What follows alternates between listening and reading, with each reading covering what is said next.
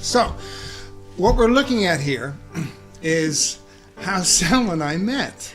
This was a really big deal for me. What year was this catalog? God, if I were to tell you the year, we would all run away. It would have to be 79 or 80, maybe? You know, so 1981. 81, okay. 1981. And Sal, this must have cost you a freaking fortune. I mean, it cost the company. It cost the company a freaking fortune. Oh. Because it's like 11 by 14 style, right? Size. Yeah. And then it came in a folder.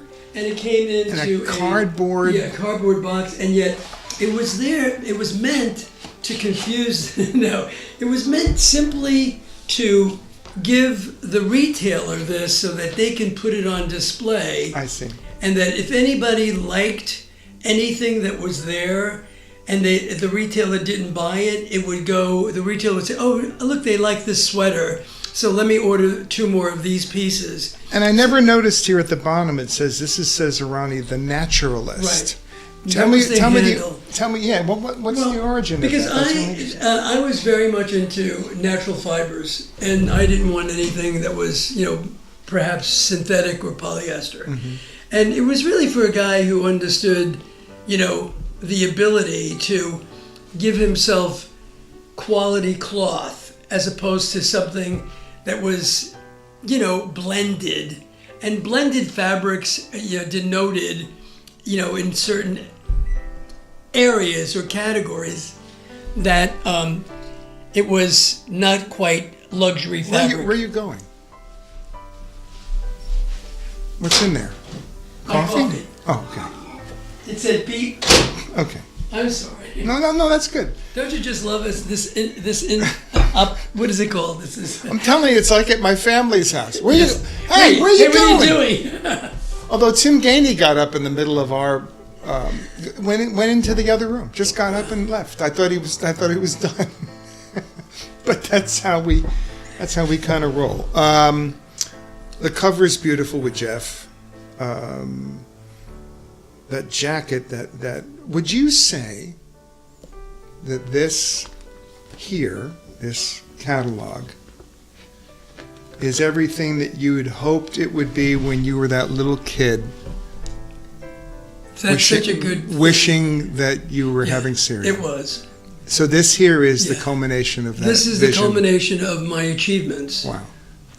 And you hit it right in the head. And yet, for others who don't have this ability to have that, you need to close your eyes and you need to think very seriously about how you have come from this point to this point and cherish the growth of this experience.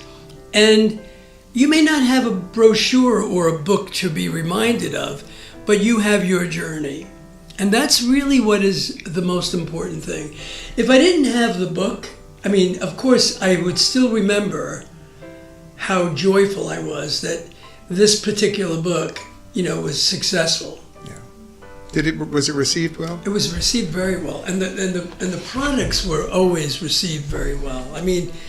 We grew that business to, I think it was like, at one point in time, this was for J. Mar Ruby, it was $17 million, and that was at a time when people were paid $100 a week. And Barry McKinley did a beautiful job with that. He did a great job. It looks so wonderful. It's natural. There's a shot here. And you all were moving. You all were walking. It was something that he liked that. He liked to have motion in the photographs. Right. Oh my gosh! I just don't. Do you know the kid on your right? That's who was that? Actually, there's 2 of these. I remember. Jerry. I think, was that Jerry? Jerry, that's Jerry. And the boy with the black cap on, the riding hat, actually, his name was Ryan. He became an actor in Hollywood. He did? Yep. I kind of recognized him. God, I'm telling you. Look at this shot here, styled with... Everybody in their own way, doing their own thing. And you look fabulous in that jacket. It's wonderful. Oh, I love that jacket. You know what when I look at this picture, Gary? Yeah. You got to look at me when I explain this to you. I worried about ticks because that you were in the Did woods did we do this in the Hamptons? in the Hamptons. We did. And we had a van. Remember the big van? I do remember that. But I got to tell you something. This jacket. Tell me about this jacket that I'm wearing. You were wearing a corduroy. It was a belted back. I called it a skeet coat. It was for shooting, but it wasn't for shooting. It was really a beautiful weekend jacket, sport coat. But it was a countrified sport coat. I mean, really, it had. I took with me through this journey all those of the big pockets on there. Sal, I would kill for this jacket right Me too, there. right now. I mean, I'm not kidding. I probably have a sample somewhere, but I don't No, remember. you don't. Yeah.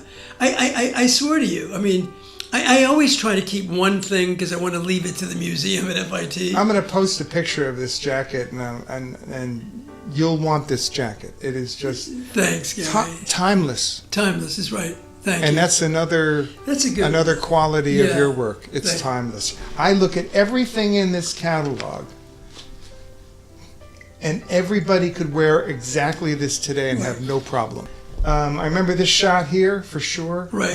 That's and Scott actually, McKenzie. You know, it's funny because I love this. Is that Scott McKenzie? That's Scott. That's yeah, Scott. I thought so. Okay. And I never used Scott. Yeah. But it was Barry McKinley. He said to me, "You got to use this guy. He's really great." Okay. Okay. You know, but listen, everything that turned out well. I mean, you can see it. My sports were sold. All that rugby stuff was so great. Beautiful. That's nice too. The kind of the variation on what do they call that? It's a placket. It's a placket, but it's a Henley collar. A Henley collar. Yeah. I like. You like Henley collars? Yeah. Well, you know, it's collarless, so I mean, Right. you know, and you were wearing a sweater with one arm. That sweater wasn't finished, but I had to bring it in there. No, it was a Donegal sweater, which was really beautiful, and fortunately, we gave you a jacket. And we lit the fireplace. I forget that was in a hotel in East Hampton proper. It's like one of the luxury hotels. No idea. And the cover of the actual hard brochure is this shows a wardrobe dresser, just and with all the stuff. And that natural light, huh? Right. And you know, I got to tell you something. Aquilon was the gold standard in terms of male models. You know, it's funny. Everybody wanted to be Jeff. I can show you there's two other brochures that Jeff was in. Yeah. And Bruce actually introduced me to him. Weber? And and Bruce did the one brochure. This was done by Barry because Bruce couldn't do it. Mm-hmm. But Bruce did the other two, which Jeffrey is on, yeah. And Bruce was a special kind of photographer. He took thousands and thousands of pictures. I don't know how we ever selected that one. Yeah. I mean, that wasn't his, that's Barry's.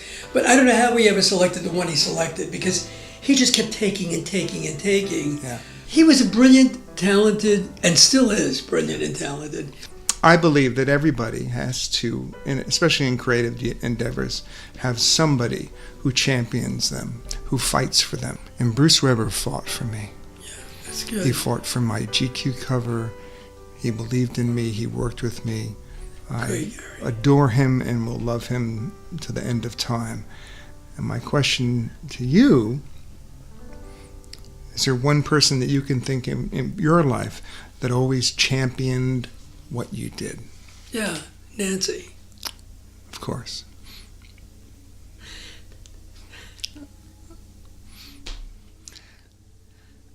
This is Gary Schiebler, A Model Life. I love you, Sal Cesarani.